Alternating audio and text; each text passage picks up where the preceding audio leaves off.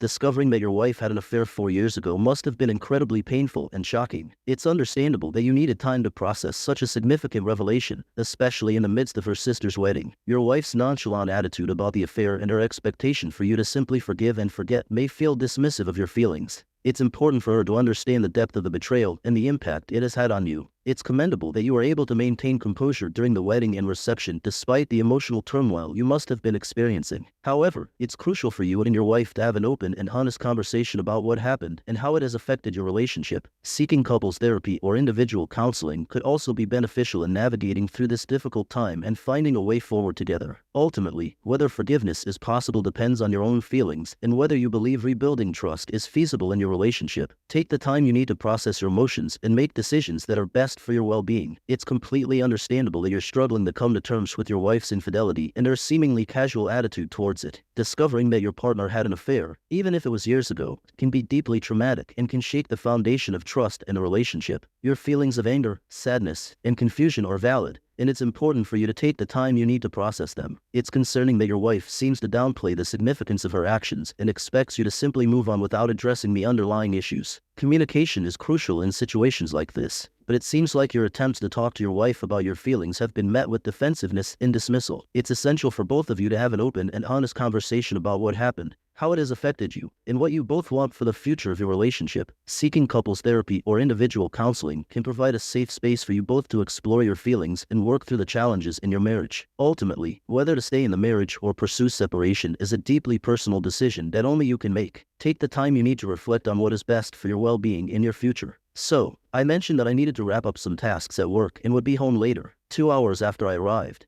I received a text from my spouse pleading with me to come home, expressing a desperate need to talk. So, I finished my work and headed back. As I stepped onto my own front porch, her father was waiting and asked if we could talk. My frustration was already simmering, prepared for a confrontation if she had filled him with lies. We sat on the deck chairs, and his opening statement caught me off guard. I was braced for anything but what he said next. He revealed that my wife had confided in them about the situation and proceeded to apologize, expressing deep regret for his shortcomings as a parent. He acknowledged that her mindset was heavily influenced by her mother's beliefs, ones he vehemently disagreed with. He admitted that years ago, he had warned his wife about instilling the notion that premarital experiences were inconsequential, recognizing it as a flawed value system. He clarified that he wasn't excusing his daughter's behavior, but rather shedding light on her misconceptions about marriage, attributing them to an overly romanticized view. This unexpected conversation left me taken aback. We exchanged handshakes, and he emphasized his respect for me, regardless of my decisions. It was a momentary relief amidst the emotional turmoil. Upon entering the house, I found my wife curled up, clearly having cried in my absence. Her mother, consoling her, rose to embrace me, expressing apologies and love, hoping for reconciliation. My wife remained on the couch, tear-streaked, as her parents departed. We embraced tightly, her apologies echoing repeatedly as we clung to each other, hoping for resolution. She admitted it was a weak move, but I want to stress that before this incident,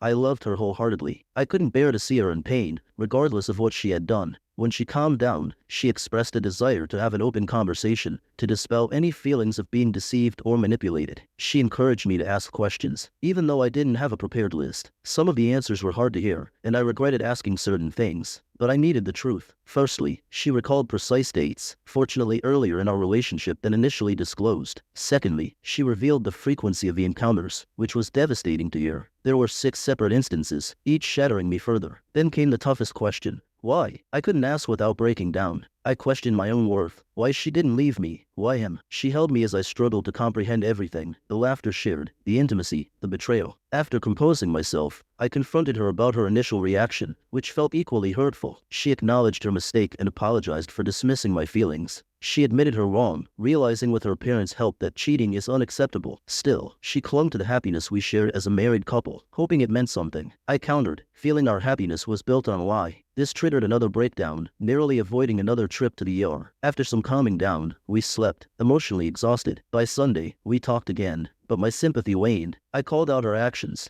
introducing him, dancing with him, and only confessing when caught. I demanded to know who else knew. She claimed it was the first time she'd seen him in 3 years, but I couldn't believe her. I lost my temper, accusing her of living in a married fantasy. I stormed out but returned, trying to maintain civility. She asked how she could help me heal, the first genuine offer of assistance. I admitted uncertainty about the future and the possibility of never fully recovering. She vowed fidelity and expressed willingness to do anything to salvage our relationship, hoping that over time, I could see her for who she is now. Sarcastically, I thanked her, then requested a break from discussions until at least Wednesday. Finally, we had what my dad would call a come-to-Jesus meeting. I arrived home from work with dinner, ensuring no distractions. We began talking around 6 p.m., concluding around 2 a.m. During this time, we addressed numerous issues and discussed our willingness to move forward. In summary, starting today, I'll be living with my brother for a while. Understandably, she's upset, and I'm making an effort to maintain open communication so she doesn't feel abandoned. How do we transition from talking to me living with my brother? Here's the gist.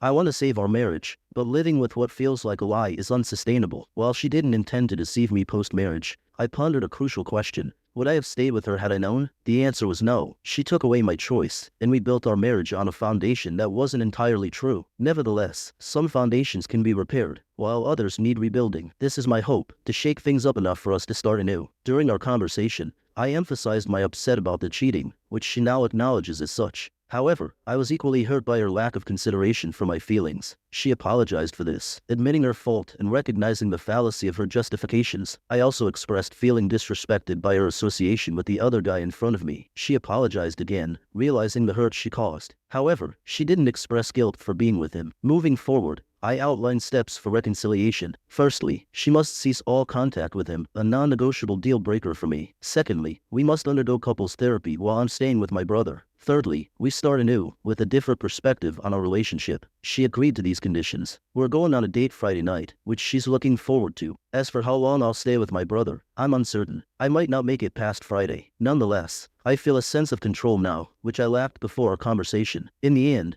we held each other and slept together. Update. I've been with my brother for over a month now, and I can't praise him enough for his support. I've grown to appreciate our bond in ways I never imagined. The big news? I served her with divorce papers. Let me clarify. I sought legal advice and prepared the paperwork as a precaution. I delivered it to her myself, explaining its purpose and emphasizing my commitment to us. However, my timing was poor, leading to a misunderstanding and another trip to the ER. We agreed to keep her family out of it this time. In counseling, I realized my mistake and tore up the papers. She doesn't know there's a third copy, and I plan to discard it. Despite this setback, things have been going well. So well, in fact, that I'm moving back home this weekend. She's done everything I asked, and I believe she's paid a steep enough price. I still love her, despite her mistake.